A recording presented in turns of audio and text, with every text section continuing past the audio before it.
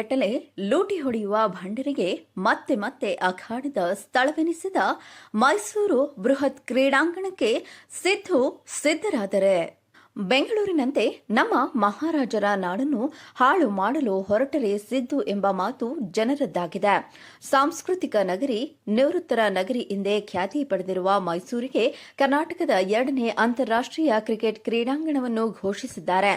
ಅದೇನೆಂದರೆ Bengaluru M Chinnaswamy stadium ರೀತಿಯೇ ಮೈಸೂರಿನಲ್ಲಿ 2ನೇ ಅಂತಾರಾಷ್ಟ್ರೀಯ ಮಟ್ಟದ ಕ್ರಿಕೆಟ್ ಕ್ರೀಡಾಂಗಣ ತೆರೆಯಲು ಸರ್ಕಾರ ತಯಾರಿ ನಡೆಸುತ್ತಿದೆ. ಕರ್ನಾಟಕದಲ್ಲಿ 2ನೇ ಕ್ರೀಡಾಂಗಣ ಭಾಗ್ಯ ಮೈಸೂರಿಗೆ ಸಿಕ್ಕಂತಾಗಿದ್ದು, ಜೊತೆಗೆ ನೂರಾರು ಸಮಸ್ಯೆಗಳ ಜೊತೆಗೆ ನಿವೃತ್ತರ ನೆಮ್ಮದಿಗೆ ಭಂಗ ಬರುವ ಎಲ್ಲಾ ಸಾಧ್ಯತೆಗಳನ್ನು ತಳ್ಳಿಹಾಕುವಂತಿಲ್ಲ. ಮೈಸೂರಿಗೆ ಸಂಪೂರ್ಣ ಸುಸಜ್ಜಿತ ಅಂತಾರಾಷ್ಟ್ರೀಯ ಮಟ್ಟದ ಕ್ರಿಕೆಟ್ ಕ್ರೀಡಾಂಗಣ ಸಿಗಲಿದ್ದು, ಅದಕ್ಕಾಗಿ ಭೂಮಿಯನ್ನು ಗುರುತಿಸಲು ಅಧಿಕಾರಿಗಳಿಗೆ ತಿಳಿಸಲಾಗಿದೆ. ಕಾರ್ಯವಿಧಾನಗಳನ್ನು ಪೂರ್ಣಗೊಳಿಸಬೇಕು ಮತ್ತು ಭೂಮಿಯನ್ನು ಆದಷ್ಟು ಬೇಗ ಕರ್ನಾಟಕ ರಾಜ್ಯ ಕ್ರಿಕೆಟ್ ಸಂಘಕ್ಕೆ ಹಸ್ತಾಂತರಿಸಬೇಕು. ಕ್ರೀಡಾಂಗಣಕ್ಕೆ ಮೈಸೂರಿನ ಹುಯಿಲಾಳು ಗ್ರಾಮದಲ್ಲಿ ಸುಮಾರು 26 ಎಕರೆ ಭೂಮಿಯನ್ನು ಗುರುತಿಸಲಾಗಿದೆ ಎಂದು ಹೇಳಲಾಗುತ್ತಿದೆ. ಇನ್ನು ಮೈಸೂರಿನಿಂದ ಕೆಲವೇ ಕಿಲೋಮೀಟರ್ ದೂರದಲ್ಲಿರುವ ಹುಯಿಲಾಳು ಎಂಬ ಗ್ರಾಮವನ್ನು ಕ್ರೀಡಾಂಗಣ ನಿರ್ಮಿಸಲು ಆಯ್ಕೆ ಮಾಡಿದ್ದಾರೆ. ಸದ್ಯ ಇದಕ್ಕಾಗಿ ಸುಮಾರು 26 ಎಕರೆ ಭೂಮಿಯನ್ನು ಈ ಯೋಜನೆಗೆ ಮೀಸಲಿಡಲಾಗಿದೆ ಎಂದು ವರದಿಗಳಿಂದ ತಿಳಿದುಬಂದಿದೆ. ಈ ಹಿಂದೆ ಈ ಯೋಜನೆಯನ್ನು ಸಾತಗಳ್ಳಿಯಲ್ಲಿ ನಡೆಸಲು ಯೋಜಿಸಲಾಗಿತ್ತು. ಆದರೆ ಅಲ್ಲಿ ಸರೋವಿರುವ ಕಾರಣದಿಂದ ಪರಿಸರ ಸಂಬಂಧಿತ ಸಮಸ್ಯೆಗಳು ಉಂಟಾಗಬಹುದೆಂದು ನಿಗಾ ಇಡಲಾಗಿತ್ತು. ಆದ್ದರಿಂದ ಅಧಿಕೃತತೆಗಳ ಬಗ್ಗೆ ತೊಂದರೆ ಇಲ್ಲದ ಹುಯಿಲಾಳು ಗ್ರಾಮದ ಸ್ಥಳವನ್ನು ಅಂತಿಮವಾಗಿ ಆಯ್ಕೆ ಮಾಡಲಾಗಿದೆ.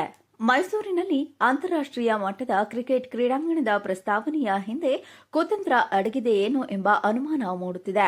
ಅಂತಾರಾಷ್ಟ್ರೀಯ ಮಟ್ಟದ ಕ್ರಿಕೆಟ್ ಕ್ರೀಡಾಂಗಣ ನಿರ್ಮಾಣ ಸುಮ್ಮನೆ ಮಾತಲ್ಲ. ಇದಕ್ಕೆ ಅಗತ್ಯ ಮೂಲಭೂತ ಸೌಕರ್ಯಗಳ ಅಗತ್ಯವಿದೆ. ಅಂತಾರಾಷ್ಟ್ರೀಯ ವಿಮಾನ ನಿಲ್ದಾಣವೂ ಆಗಬೇಕಿದೆ. ಇಲ್ಲವಾದರೆ ಕ್ರೀಡಾಂಗಣದ ಉದ್ದೇಶವೇ ಮಣ್ಣು ಪಾಲಾಗುತ್ತದೆ. ಕ್ರೀಡಾಪಟುಗಳು, ಕ್ರೀಡಾಭಿಮಾನಿಗಳು ಬಂದಿಳಿಯಲು ವಿಮಾನ ನಿಲ್ದಾಣ ಬೇಕು. ಮೈಸೂರಿನಂತಹ ಸಣ್ಣ ನಗರದಲ್ಲಿ ಅದೆಲ್ಲಿ ವಿಮಾನ ನಿಲ್ದಾಣ ಮಾಡುತ್ತಾರೆ? ಇನ್ನು ಮೂಲಭೂತ ಸೌಕರ್ಯಗಳು ಬೇಕು. ಮೈಸೂರು ಮಹಾರಾಜರು ಮಾಡಿಸಿದ ರಸ್ತೆಗಳು ಎಂದಿಗೂ ನಳನಳಿಸುತ್ತಿವೆ. ಆದರೆ ಸರ್ಕಾರದ ಮೂಲ ಸೌಕರ್ಯಗಳು ಕಳಪೆ ಗುಣಮಟ್ಟದಿಂದ ಹಳ್ಳ ಹಿಡಿದು ಹೋಗಿದೆ. ಒಂದೆಡೆ ಗ್ಯಾರಂಟಿಯಿಂದಾಗಿ ವಿಧಾನಸಭಾ ಕ್ಷೇತ್ರಗಳ ಮೂಲ ಸೌಕರ್ಯಗಳಿಗೆ ಹಣ ಕೊಡದೆ ಅಭಿವೃದ್ಧಿ ಕಾರ್ಯಗಳೇ ಕುಂಠಿತಗೊಂಡಿದೆ. ಹೀಗಿರುವಾಗ ಅಂತಾರಾಷ್ಟ್ರೀಯ ಕ್ರೀಡಾಂಗಣದ ಪ್ರಸ್ತಾವನೆ ಒಂದು ರೀತಿಯ ಹಾಸ್ಯಾಸ್ಪದವೆನಿಸುತ್ತದೆ. ಮೈಸೂರು ಗಡಿ ರಾಜ್ಯವಾದ ಕೇರಳದ ಮುಸ್ಲಿಮರಿಗೆ ಉಪಯೋಗವಾಗಲು ಸಿದ್ದರಾಮಯ್ಯ ಇಂತಹದೊಂದು ಪ್ಲಾನ್ ಮಾಡಿರಬಹುದೇನೋ ಎಂಬ ಅನುಮಾನವೂ ಇದೆ. ಕಾರಣ, ಕೇರಳದಲ್ಲಿ ಉತ್ತಮ ಗುಣಮಟ್ಟದ ಕ್ರೀಡಾಂಗಣವೇ ಇಲ್ಲ. ಹೀಗಾಗಿ ಅಲ್ಲಿನವರು ಬಂದು ಇಲ್ಲಿ ಕ್ರೀಡಾಂಗಣ ಉಪಯೋಗಿಸಲಿ ಎಂದೇ ಈ ಯೋಜನೆ ಘೋಷಿಸಿರಬಹುದು. ಪ್ರಸ್ತುತ ಬೆಂಗಳೂರಿನ ಪುರುಸೊತ್ತಿಲ್ಲದ ಜೀವನದಿಂದ ಬೇಸತ್ತು ತಮ್ಮ ಜೀವನದ ಸಂಧ್ಯಾಕಾಲವನ್ನು ನೆಮ್ಮದಿಯಾಗಿ ಕಳೆಯಲೆಂದೇ ಸಾಕಷ್ಟು ಮಂದಿ ಮೈಸೂರು ನಗರವನ್ನು ಆಯ್ದುಕೊಂಡು ನಿವೃತ್ತಿ ಜೀವನ ನಡೆಸುತ್ತಿದ್ದಾರೆ. ಹೀಗಿರುವಾಗ ಅಂತಾರಾಷ್ಟ್ರೀಯ ಕ್ರೀಡಾಂಗಣ ನೆಪದಲ್ಲಿ ಮೈಸೂರಲ್ಲೂ ಗಜಿಬಿಜಿ ಸೃಷ್ಟಿಸಿ ನೆಮ್ಮದಿಯ ಬದುಕಿಗೆ ಕೊಳ್ಳಿ ಇಡಲು ಹೊರಟಂತಿದೆ. ಒಂದರ್ಥದಲ್ಲಿ ಕ್ರೀಡಾಂಗಣ ನಿರ್ಮಾಣ ಸ್ವಾಗತಾರ್ಹವೇ ಆಗಿದ್ದರೂ ಇದರ ಸಾಧಕ ಬಾಧಕಗಳು ಆಗು ಹೋಗುವಂತದ್ದೇ ಎಂಬುದನ್ನು ಪರಾಮರ್ಶಿಸಬೇಕಿದೆ. ಮಡಿಕೇರಿಯ ಶ್ರುತಿ ಮಂದಣ್ಣ, ಉತ್ತರಪ್ಪರಂತಹ ಕ್ರೀಡಾ ಪ್ರತಿಭೆಗಳು ಹೊರಹೊಮ್ಮಿದ್ದಾರೆ. ಸದರಿ ಕ್ರೀಡಾಂಗಣದಿಂದ ಇಂತಹ ಸಾಕಷ್ಟು ಪ್ರತಿಭೆಗಳಿಗೆ ಸಾಣೆ ಹಿಡಿಯಬಹುದೇನೋ ನಿಜ. ಆದರೆ ಮೂಲಸೌಕರ್ಯ, ಸಾರಿಗೆ, ವಸತಿಯಂತಹ ಸಾಕಷ್ಟು ಸೌಲಭ್ಯಗಳನ್ನು ಕಲ್ಪಿಸಿಕೊಡಲು ಸಿದ್ದು ಸರ್ಕಾರದಿಂದ ಸಾಧ್ಯವೇ? ಇಲ್ಲ, ಈ ಪ್ರಸ್ತಾವನೆ ಕೇವಲ ಘೋಷಣೆಗಷ್ಟೇ ಎಂಬುದನ್ನು ಕಾದು ನೋಡಬೇಕಿದೆ.